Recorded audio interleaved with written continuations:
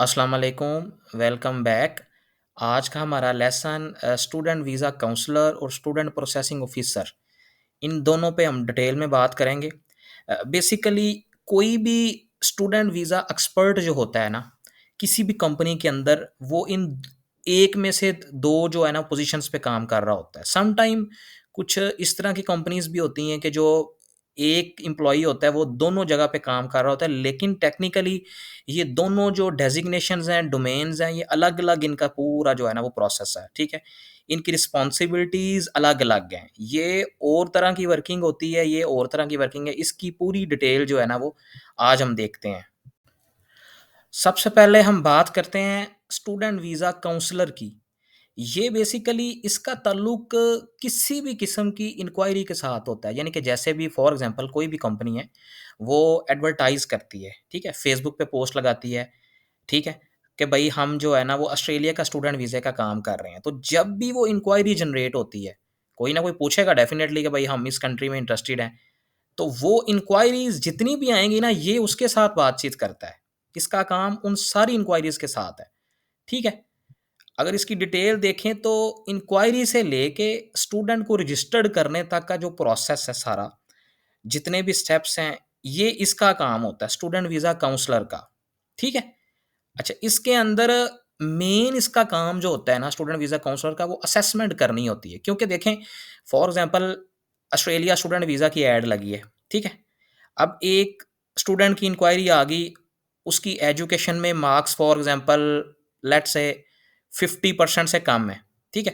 यानी कि 42% है और फॉर एग्ज़ाम्पल ऑस्ट्रेलिया के हवाले से मिनिमम रिक्वायरमेंट जो है वो 50% मार्क्स हैं।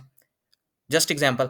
तो असेसमेंट उसकी आप करेंगे, आप उसको बताएँगे कि आप एलिजिबल नहीं हैं, ठीक है?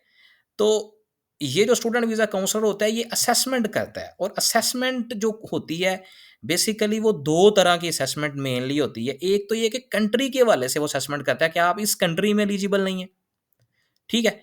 अगर बिलफ़र्ज़ वो कंट्री में एलिजिबल होता है, फिर सेकंड स्टेप जो है ना, उसमें उसने ये देखना होता है स्टूडेंट वीज़ा काउंसलर ने कि वो उस कोर्स में या इंस्टीट्यूट में जिसके हवाले से उससे बात हो रही है, वो उसमें भी एलिजिबल है कि नहीं है। क्योंकि ऐसा हो सकता है कि एक स्टूडेंट एक कंट्री में फॉर एग्ज़ाम्पल ऑस्ट्रेलिया में तो एलिजिबल है, लेकिन ऑस्ट्रेलिया के कुछ कॉलेजेस के अंदर वो एलिजिबल है, कुछ कॉलेजेस के अंदर एलिजिबल नहीं है। कुछ उसके बाद ऐसा भी हो सकता है कि वो ऑस्ट्रेलिया के अंदर भी एलिजिबल है और 2 इंस्टीट्यूट्स के अंदर भी एलिजिबल है, लेकिन एक इंस्टीट्यूट के अंदर जो है वो एक कोर्स के अंदर वो एलिजिबल है और एक इंस्टीट्यूट के अंदर वो 2 कोर्सेज़ के अंदर एलिजिबल है, ठीक है? तो हो सकता है कि स्टूडेंट की रिक्वायरमेंट हो कि मैंने वो सेकंड कोर्स में जाना है, तो फिर वो एक इंस्टीट्यूट जो है ना वो रह जाएगा। तो थर्ड जो सेकंड ऑप्शन होगा उसको चूज़ करना पड़ेगा। तो ओवरऑल इसकी हम डिटेल देखेंगे। ये कंट्री स्पेसिफिक के ऊपर एक पूरा लेसन है हमारा, ठीक है? इसकी पूरी डिटेल और एक कोर्स और इंस्टीट्यूट स्पेसिफिक जो असेसमेंट है, इसके ऊपर हमारा पूरा एक लेसन है। ये बेसिकली काउंसलिंग स्टेज 1 और काउंसलिंग स्टेज 2 इस पे हम डिटेल में बात करेंगे, ठीक है? अच्छा, इसको थोड़ा-सा ओवरव्यू वैसे करते हैं, यानी कि इसके अंदर जो है ना वो कंट्री के हवाले से जो है ना वो स्पेसिफिक रिक्वायरमेंट्स पे पूरी डिस्कशन होगी, ठीक है? कि ऑस्ट्रेलिया के अंदर कौन-कौन एलिजिबल है, यूके के अंदर कौन एलिजिबल है, कनाडा के अंदर कौन एलिजिबल है, इस सेशन के अंदर यही बात होनी है डिटेल में। लेकिन कंट्री कोर्स और इंस्टीट्यूट के अंदर जो है वो इंस्टीट्यूट के हवाले से बात होगी कि उसमें वो एलिजिबल है या नहीं और कोर्स के हवाले से बात होगी, ठीक है? तो ओवरऑल स्टूडेंट वीज़ा काउंसलर का जो काम होता है वो इंक्वायरी से लेके स्टूडेंट रजिस्टर्ड होने तक उसकी पूरी असेसमेंट और उसको पूरा कन्वर्ट करने तक, जब तक कि वो आपकी ऑर्गेनाइज़ेशन में रजिस्टर्ड नहीं हो जाता, तब तक स्टूडेंट वीज़ा काउंसलर का काम होता है।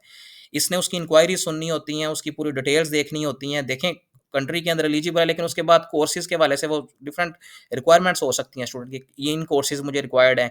फिर उसके अंदर जो है वो ये इंस्टीट्यूट्स हैं, डिफरेंट सिटीज़ के अंदर ये इंस्टीट्यूट्स हैं, तो ये पूरी डिटेल इसके पास होती है। स्टूडेंट वीज़ा जो काउंसलर होता है, क्योंकि इसने काउंसलिंग देनी होती है, गाइडेंस देना होता है, मशवरा देना होता है। ठीक है? अच्छा, अब जब एक स्टूडेंट ऑर्गेनाइज़ेशन में रजिस्टर्ड हो जाता है, किसी भी कंसल्टेंसी कंपनी में, फॉर एग्ज़ाम्पल एक स्टूडेंट का सारा प्रोसेस शुरू से लेके उसने फॉर एग्ज़ाम्पल फ़ेसबुक पे या कहीं भी पोस्ट देखी, पोस्ट देख के राब्ता किया, राब्ता करके आपने उसकी असेसमेंट की, वो कंट्री के अंदर भी एलिजिबल हो गया स्टूडेंट, उसके बाद इंस्टीट्यूट के अंदर भी एलिजिबल हो गया, फिर कोर्स के अंदर भी एलिजिबल हो गया, उसके बाद सारी कॉस्ट वगैरह हर चीज़ गाइड करने के बाद वो स्टूडेंट रजिस्टर्ड हो गया आपकी ऑर्गेनाइज़ेशन में। अब उसका काम भी तो करेंगे ना डेफ़िनिटली, आगे भी तो चलना है। तो उधर फिर जो जो प्रोसेसिंग ऑफिसर होता है, इसका काम स्टार्ट होता है क्योंकि स्टूडेंट वीज़ा प्रोसेसिंग ऑफिसर का काम इधर से स्टार्ट होता है और ये सिर्फ़ रजिस्टर्ड स्टूडेंट्स के साथ बातचीत करता है, उनका काम करता है क्योंकि डेफ़िनिटली जब कोई स्टूडेंट आपकी ऑर्गेनाइज़ेशन में रजिस्टर्ड हो जाएगा, तो उसके बाद ही तो उसकी वर्किंग शुरू होगी। एक्चुअल वर्किंग फिर ये स्टार्ट करता है, ठीक है? इसका ताल्लुक जो है ना वो नॉर्मल इंक्वायरीज़ के साथ नहीं है, फ़ेसबुक पे अगर कोई पोस्ट चल रही है तो इसको इंक्वायरी नहीं आनी, ठीक है? अच्छा, इसके बाद ये इसका काम किस स्टेज से लेके किस स्टेज तक होता है? एक स्टूडेंट जब रजिस्टर्ड हो जाता है, उधर से लेके उसका वीज़ा एप्लीकेशन तक सारी स्टेजेज़ इसने कवर करनी होती हैं, सारे प्रोसीजर्स इसने जो है ना वो स्टूडेंट के करने होते हैं और स्टूडेंट के साथ ये टच में आ जाता है, ठीक है? मैंने आपको अगेन ये चीज़ कन्फर्म कर दूँ कि कुछ ऑर्गनाइज़ेशंस में एक स्टूडेंट वीज़ा काउंसलर ही उसकी आगे से प्रोसेसिंग कर रहा होता है। इसका कोई इश्यू नहीं है, लेकिन मैं आपको जनरली ये दोनों डोमेन्स अलग-अलग बता रहा हूँ क्योंकि इनके काम अलग-अलग हैं, ठीक है? इसका आगे से जो काम होता है कि ये रजिस्ट्रेशन से लेके उसके बाद उसकी वीज़ा एप्लीकेशन तक सारे प्रोसीजर इसने करने होते हैं और वो मेनली क्या होते हैं उसका थोड़ा-सा हम फॉर्मेट देख लेते हैं। सबसे पहले ऑफर लेटर का प्रोसेस होता है। किसी भी कंट्री में आपने अप्लाई करना है, तो सबसे पहले ऑफर लेटर अप्लाई होगा। उसके बाद उसकी फीस पेमेंट्स वगैरह सारे मामलात करने के बाद एडमिशन का प्रोसेस होगा। एडमिशन प्रोसेस करने के बाद उसकी वीज़ा एप्लीकेशन होगी, ठीक है? ऑफर एप्लीकेशन और एडमिशन एप्लीकेशन ये किसी इंस्टीट्यूट में होंगे। वीज़ा एप्लीकेशन रिस्पेक्टिव एम्बेसी के अंदर होगी, ठीक है? फॉर एग्ज़ाम्पल ऑस्ट्रेलिया की बात करें तो ऑस्ट्रेलिया के कॉलेज या इंस्टीट्यूट या यूनिवर्सिटी में ऑफर अप्लाई होगा, उधर ही एडमिशन अप्लाई होगा। ऐसा भी हो सकता है कि ज़्यादा यूनिवर्सिटीज़ में ऑफर अप्लाई हो, लेकिन एडमिशन एक में फाइनल होगा, ठीक है? उसके बाद जहाँ जब एडमिशन आ जाता है तो फिर उसके बाद एक कंट्री जो होगा फॉर एग्ज़ाम्पल जैसे ऑस्ट्रेलिया की बात ही करें तो उसकी एम्बेसी में फिर वीज़ा अप्लाई होगा, ठीक है? इसमें ऑफर लेटर की स्टेज के अंदर जो है ना वो ये 2 काम होते हैं। एक तो प्रिपरेशन होती है। अ, बेसिकली ज़रूरी नहीं है कि स्टूडेंट का जो है ना वो एक ही यूनिवर्सिटी में या एक कॉलेज, एक इंस्टीट्यूट में आप अप्लाई करेंगे तो उधर ही एडमिशन आ जाए, ज़रूरी नहीं है। जैसे फॉर एग्ज़ाम्पल ऑस्ट्रेलिया की एग्ज़ाम्पल लेंगे तो मेबी आपको 3 से 4 यूनिवर्सिटीज़ या कॉलेजेस या इंस्टीट्यूट्स में अप्लाई करना पड़ेगा, ठीक है? तो उसमें से फिर डिपेंड करता है कि 1 में एडमिशन आता है या 2 में आता है या तीनों में आ जाता है, तो फिर स्टूडेंट चूज़ कर सकता है कि मेरा 1 में फाइनल कर दें। वो जिस 1 में फाइनल करेंगे फिर आगे से उसका प्रोसीजर होगा। उसमें फिर स्टूडेंट की सारी आपने प्रिपरेशन करके तो उसका फिर अप्लाई करना होता है, ठीक है? तो उसके बाद आ जाता है एडमिशन। एडमिशन फाइनलाइज़ का मैंने आपको बता दिया कि वो उनमें से जो ऑप्शंस स्टूडेंट पिक करेगा कि इस ऑप्शन में मेरा एडमिशन फाइनलाइज़ कर दें। उधर फिर उसकी सारी फीस पेमेंट का प्रोसेस करके जो रिमेनिंग अगर कुछ रिक्वायरमेंट्स पेंडिंग है, वो कंप्लीट करने के बाद उसका एडमिशन फाइनलाइज़ आप करवा लेंगे। यहाँ तक इंस्टीट्यूट का काम फिनिश हो जाता है। उसके बाद आगे आ जाता है वीज़ा का प्रोसेस, ठीक है? वीज़ा के प्रोसेस के अंदर जो है ना वो उसकी एक तो प्रिपरेशन होती है, जिस तरीके से ऑफर लेटर के लिए प्रिपरेशन थी, उसमें उसकी आपने सीवी ठीक करनी है, बाकी सारी चीज़ें हैं, एजुकेशन डॉक्यूमेंट्स, गैप सारी चीज़ें हैं, वो हम डिटेल में डिस्कस करेंगे। तो इसी तरीके से इधर भी इसकी प्रिपरेशन होगी क्योंकि एम्बेसी की अलग रिक्वायरमेंट्स हैं, इंस्टीट्यूट्स की अलग रिक्वायरमेंट्स होती हैं, उनकी एकेडमिक के हवाले से रिक्वायरमेंट्स होती हैं।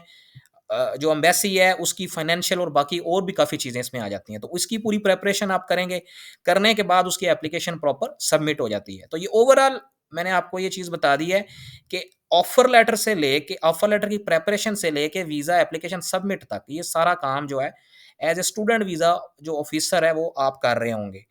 एल्स अदरवाइज़ जो पहला ऑप्शन है उसमें ये है कि इंक्वायरीज़ से लेके उसको रजिस्टर्ड करने तक गाइडेंस, काउंसलिंग, मीटिंग्स ये जितनी भी सारी चीज़ें हैं, ये स्टूडेंट वीज़ा काउंसलर जो है ना वो परफ़ॉर्म कर रहा होता है। ये सारी जॉब रिस्पॉन्सिबिलिटीज़ इन दोनों की डिफरेंट-डिफरेंट है, ठीक है? तो इस स्टूडेंट वीज़ा काउंसलर के लिए हमारे पास 2 लेसन्स होंगे। उसके अंदर पहला लेसन जो है वो स्टेज 1 काउंसलिंग, स्टेज 2 काउंसलिंग। इसी तरीके से एज़ ए प्रोसेसिंग ऑफिसर इस कोर्स के अंदर हमारे पास 4 स्टेजेज़ होंगी प्रोसेसिंग की। उसके अंदर प्रिपरेशन, एडमिशन, उसके बाद वीज़ा एप्लीकेशन ये पूरा प्रोसीजर है। इस पूरे कोर्स के अंदर ये दोनों चीज़ों को हम लेके चलेंगे। By the end of the course आप as a student visa counsellor और as a student visa processing officer दोनों के तौर पे काम कर सकेंगे।